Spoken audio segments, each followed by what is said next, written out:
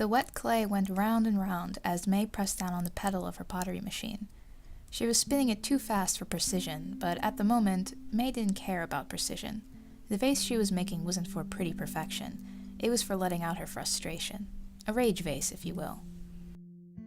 May had had a long day, or rather a long week. Actually, make that a long 2 years. It seemed that ever since she made the decision to try to run her own pottery business right out of high school, it was one long day of frustrations after another. It was difficult enough to get everything up and running, but the unfortunate truth was, people didn't want to buy her work, or at least not enough for her to make a living from it. As the thought passed through May's mind, she pounded her hand down on the clay, pushing it until it spun out into more of a plate than a vase. Then she just stopped and sighed before looking around her little studio. It was an extra room in her parents' house that they helped her convert into her crafting studio. May's parents were always supportive of her passion for working with clay, and they helped her when she was first starting her little business. May has teased her parents on many occasions about how they were her biggest cheerleaders. When May had come to them about her worries that her business wasn't picking up, her mom tried to be comforting, saying that it takes time for a business to grow. But May knew the numbers, and as the days go by, it's become more and more apparent that there was no growth in her business at all. It wasn't that her work was lousy, it was just ordinary, and she was finding it very difficult to find clients that would pay extra for an ordinary pot just because it was handmade. May leaned back in her chair and cracked her sore neck. It was evening, and she decided she'd go out. She couldn't work properly in her state, and she figured some fresh air and a walk would clear her head. When it came to her work, May had always focused on the precision and function of her pottery rather than the artistic side, because that's what always fascinated her. She found the act of creating something as accurately and precisely as possible, but doing it by hand, to be art in itself. But unfortunately, it seemed to be a notion that didn't reach many people. May had never actually really considered herself much of an artist, but rather as someone who was just good at creating things with her hands.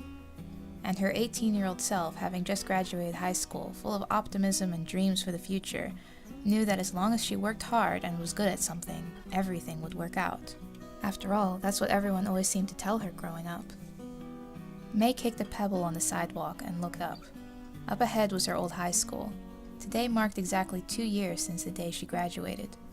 She sighed and walked through the gates and found a public bench to sit down on. But soon she heard a smirky male voice telling her that she was late.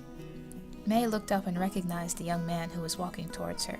"What are you talking about, Yam?" May said, slightly annoyed by his smirk.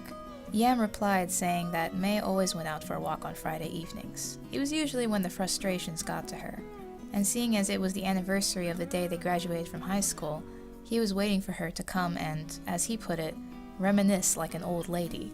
May rolled her eyes and rested her head in her hands as Yam walked over to the bench to sit down.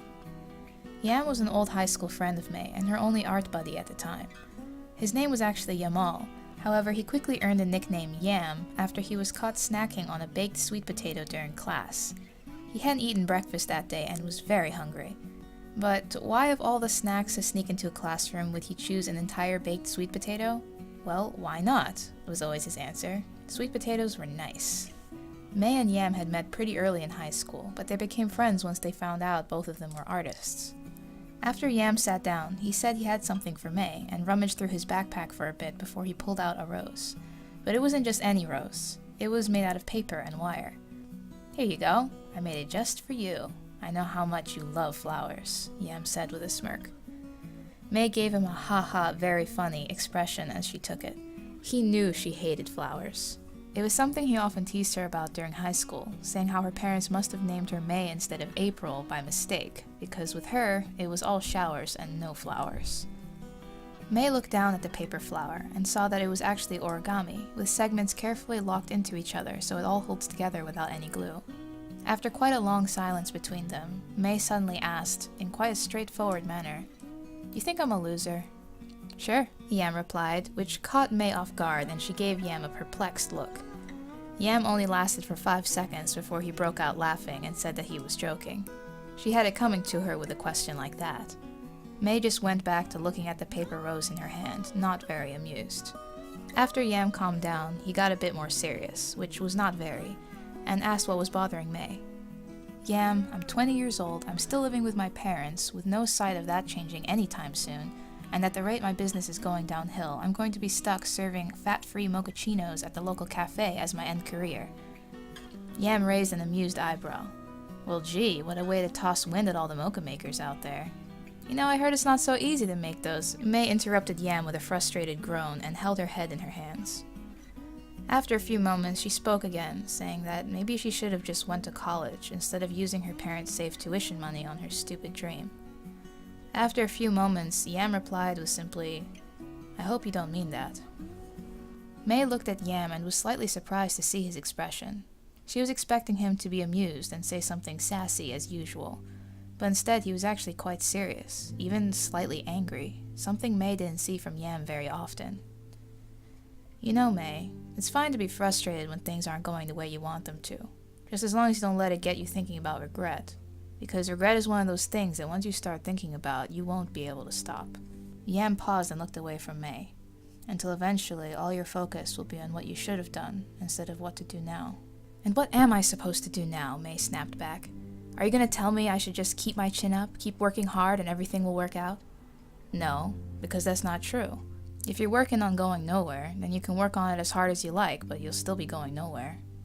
May paused for a moment. "Is that what you think I'm doing?" "I didn't say that either." "Then what the hell are you saying, Yamal?" May was getting annoyed again, which slightly amused Yam. "Maybe all I'm saying is that you don't even know what you're working so hard for. What is it that you want?" May immediately started to speak, but Yam cut her off. No. Don't give me the pre-recorded answer you've convinced yourself of when things started not working out. No if-onlys or goals that you only realized you wanted after you couldn't achieve them anymore. Just simply, what do you want? May sat there looking at Yam, unsure what to say, until he rose his eyebrows in a smirk, which made her turn away. "I'd take a break from working hard to take a moment to think about that one, May. Because once you figure out the answer, you just may find that all along you've been working so hard at going in the wrong direction." May still didn't look at Yam or say anything. Yam stood up, saying it was about time he got going. He started to leave before stopping and looking back at May, who was quietly looking at the ground. "You know, May, you're only a loser once you decide you are. I'd hate to see someone so strong, skilled, and beautiful turn into one." That remark took May by surprise, and she finally lifted her head and gave Yam an odd look. "I hope you like the flower," was all Yam said before he turned and left. It was getting dark, so after a few minutes, May decided to go back home. May listened to her clock tick by as she sat at her desk, her head resting in her crossed arms on the table. It was very late, but May couldn't sleep, so she just sat there, squishing a little piece of polymer clay with her fingers. She couldn't stop thinking about what Yam had told her. Part of her was annoyed, as she usually was by him, but another part of her couldn't help but feel he was right. What did she want? More than for people to like her pottery, more than for her business to be successful. What she really wanted was to be independent. She hated how much she still relied on everyone, especially her parents. They'd already given her so much, May thought. She looked at the piece of clay in her hands. But that wasn't all she wanted, was it? If that were true, then she wouldn't have made the decision to take the risk to work for herself. There were many ways to become independent. But she chose her pottery business because she wanted to do what she loved. But why did she even choose pottery as her business model in the first place? What she really loved was just making things out of clay. It didn't really matter what. She just found satisfaction in accurately sculpting things. Maybe she just chose pottery because it was an obvious choice. May sighed and turned her head around. She looked at the paper rose Yam had given to her that she had put in one of her vases. She actually quite liked it. She could tell Yam had put a lot of effort in folding it. And the truth was that May really did like flowers. Very much so, actually. What she hated was cut flowers. She didn't like the idea of taking something that was at its peak of beauty and cut it off from what it needs to survive, and then try to lengthen its lifespan by sticking it in a vase of water, only to ultimately watch it wither and die on someone's desk. Maybe that's why she liked clay so much. She could make beauty that could be observed and cherished for a long time. Like a flower that never dies. May immediately stopped squishing the piece of clay in her hands, and her eyes opened wide. And in a moment she stood up, put her hair in a messy bun, and left her room to go to her studio. It was nearly midnight, but May didn't feel tired in the slightest. She needed to see if she could make her idea work. 2 months later, Yam was walking over to his old high school after May had messaged him to meet her there. He had left town shortly after the last time they met to do a bunch of gallery shows on the other side of the country, and only just came back a few days ago. As soon as he told May he was back, she told him they had to meet up as soon as possible, but she wouldn't say why. He was curious what was going on. May seemed pretty excited, so maybe she had finally figured things out. He hoped so. He hated seeing May so frustrated all the time. He walked in through the gates and looked around and quickly heard May's familiar voice tell him that he was late. He looked toward the bench where they had met last time and saw a smirking May standing up and walking towards him. He smiled as she gave him a hug. "So, what's this urgent matter? Unless, of course, you just wanted to see my charming face. That'd be totally understandable," Yam said with a smirk. May rolled her eyes. "Full of it as usual, I see." "If you mean full of fun and all-around awesomeness, then oh yeah, that'll never change." May chuckled and shook her head before reaching into her handbag and pulling out something and handing it to Yam. "You're giving me a rose?" Yam said with a raised eyebrow. "Figured I'd return a favor," May replied. Along with the flower, May also handed Yam a business card. As he read it, a smile spread on his face. "Mayflower Creations. Beauty that never withers?" Yam looked at May, who was beaming, before looking back at the flower in his hand and realizing that it wasn't an actual rose, but a spot-on replica made out of some sort of clay. It was incredibly realistic, down to the veiny texture of the petals. "How did you—" Yam twirled the flower in his hands in awe, and the two of them started walking together. "Well," May began, "I could tell you about all the trial and error and sleepless nights I spent trying to figure out which clay and techniques to use, but I think you'd be more interested to hear that it was because of you and that origami flower you gave me that I decided to change my business model from making things that hold flowers to making the flowers themselves. And it seems that my clients find that a tad more interesting." "Oh, well, of course, anything that was inspired by me would clearly be a hit." Yam laughed and May playfully punched him in the arm. The two chatted for a while as they walked through the park behind their old high school, until Yam said he had to get going. "But as a fellow artiste, I want to hear more about how you make these things," Yam said. "So how's about we meet up for dinner tonight?" May raised an eyebrow. "Well, sure, if you don't mind being seen out with a reminiscing old lady." "Well," Yam began, "I've already been walking with one for the last hour, so that ship has sailed. Besides, those kids over there have been snickering this entire time about how the girl over there gave the boy the flower, not the other way around, hee hee. So now I have to show 'em what's what by being the one to ask you out. You know, gotta establish that male dominance for the kiddies." May busted out laughing, something that Yam hadn't seen her do since high school. It made him happy to see. May agreed, they decided on a place, and said their goodbyes. But as Yam started walking away, May called out to him, and he turned back around. "I just wanted to say thank you for everything, especially for making me listen to what I needed to hear." May, of course, was expecting a response that would make her roll her eyes, as that always seemed to happen whenever she was trying to be serious with Yam. But instead, he just smiled and said, "Anytime." May smiled back, and Yam turned away and started walking again. And after a moment, May turned and started walking as well. But almost as soon as she did, she heard Yam's smirky voice call out, saying, "Just be sure to include me in your CV." And just like that, May rolled her eyes and put her palm up to her face. Oh, the cheese, I say. Oh, hello, I'm Zaccura, and thank you for listening to my story of May. If you're new here, then this video is actually part 5 in a currently ongoing project series thing I'm doing for 2018, where every month I attempt to create a character based off of that month, as well as write a little story for them. I will have the playlist that includes all the stories thus far linked up in the card and in the description box, so you can check them out if you like. But now it is time for me to talk about May. So going into this thing, and I even kind of foreshadowed this in last month's video, but I was quite nervous, and it was for 2 reasons. One was that I just didn't have any ideas at first, but that's what's new. This happens to me every month.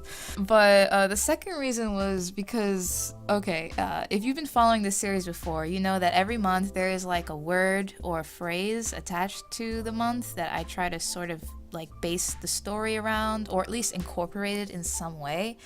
Well, this month's phrase was success in love, and that meant Romance. Oh no.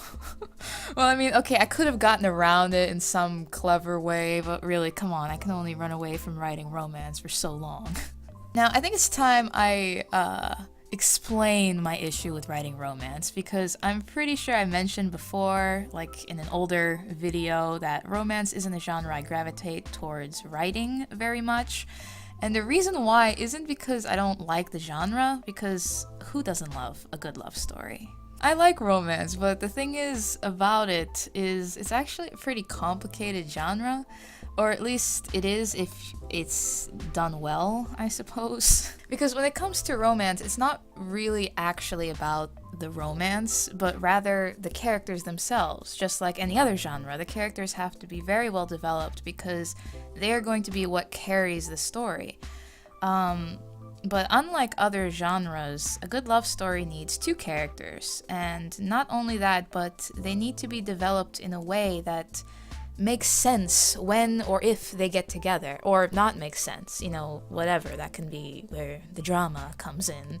But either way, their personalities have to be developed individually, but also intertwined in that way. And I'm probably making this whole thing sound way overcomplicated, and maybe I am. I mean, honestly, what the heck do I know? But it's I'm pretty sure we've all been in that situation before where we're watching a show or a book, reading a book or whatever, and there's romance and you're just like, what the heck is this? What is this? And I think a lot of time that's attributed to the characters just not being developed, or a lot of time the characters in a romance story, what can happen is it's one of the characters, it's really one-sided. One of the characters is really developed or whatever, and then the other character is just put there, and it's just so annoying when you read something like that. So and then not to mention, usually the other character that the attention was put on is usually way too perfect, or just dude, no. But that's all really easy for me to say as from a reader's point of view, when you see something that is annoying or whatever. But from a writer's point of view, it can be hard to develop characters, period, and then to develop them in this way so that you can captivate the readers and make them feel oh, they gotta get together, they need each other. To instill that in your audience is hard. And I think that a lot of the time the reason why I don't really gravitate towards writing a romance story where the romance is the main point is because it's so much easier to develop that chemistry between the characters if you develop them separately, in a separate sort of story, where that's not the main focus. But as you live with the characters longer and, they're going through things or whatever, these potential relationships, these ships, I guess you could say, they kind of form in your head. You start seeing things and things just start making sense. It's just easier, I suppose. But then that also usually means that the romance element, because it's not the main focus, it's usually very, very mild, you know what I mean? And that's basically how a lot of my stories are. It's really usually the romantic element is usually very mild because it's we don't have time for this.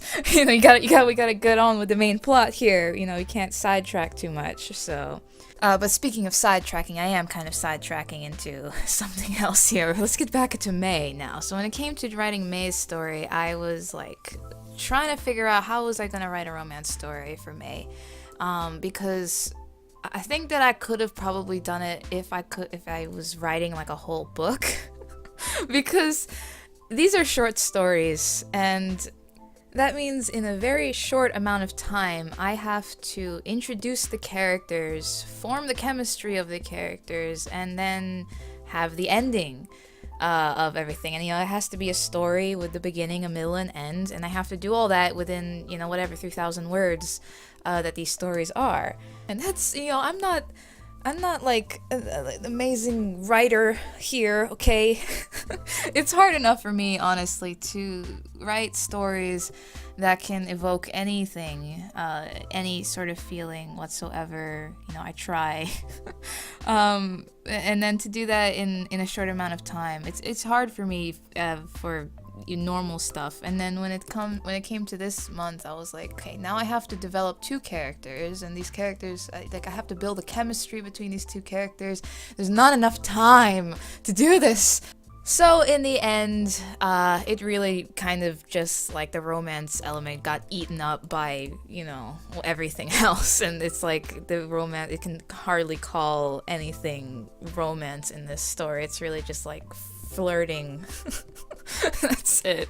But yeah, I tried, okay? Now, when it came to the other ideas for the story, obviously the plot was about her maze, thing with the pottery and whatever. From the beginning of this series, I knew at some point I was going to have an artist as one of the characters.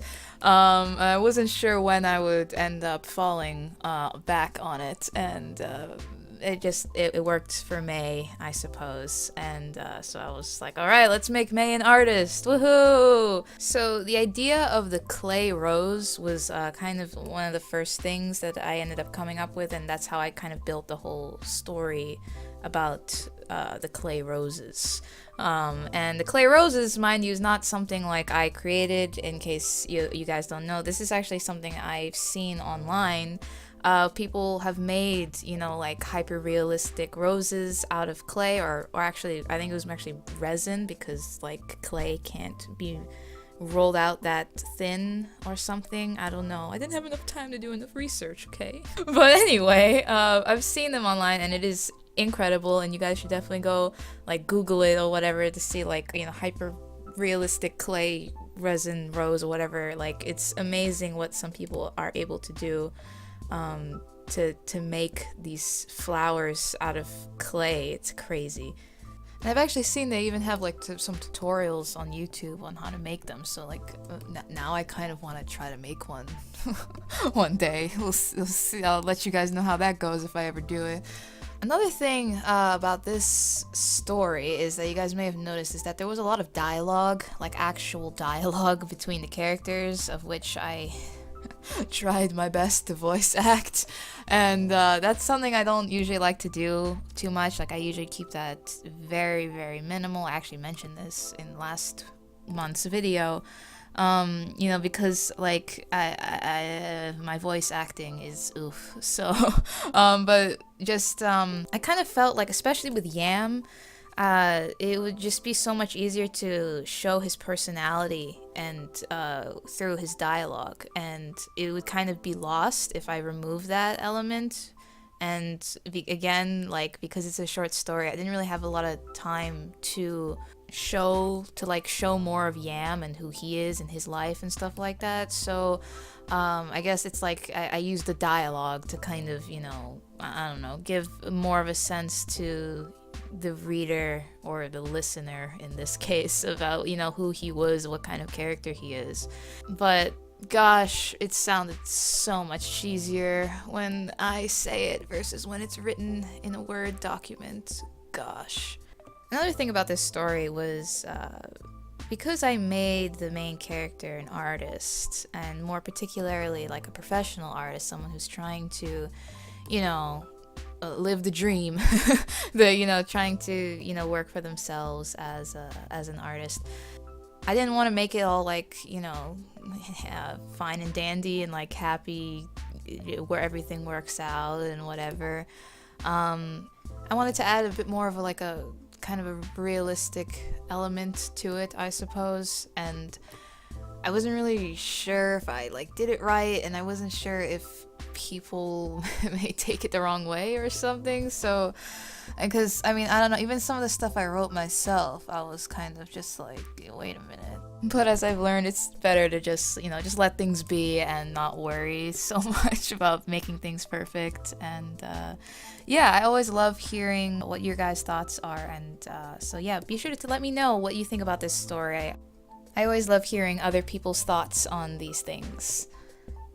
Now, as for the illustration, clearly the color, the main color here that I was going for was green. Hopefully, you could tell.